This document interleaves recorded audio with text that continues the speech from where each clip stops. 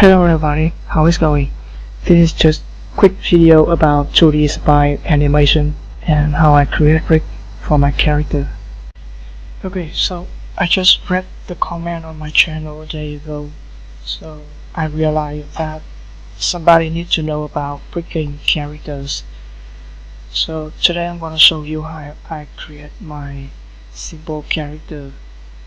So the magic here is I create and I parent it in other bone, so I can separate the movement in individual axes.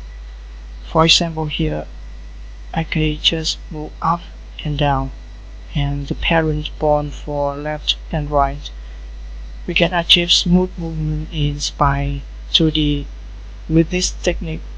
Of course, if you want to achieve the good quality, you have to learn more about the basic principle of animation. So please comment below if you want to watch more video about Spy 2D animation. So that's all, and I will see you in the next video.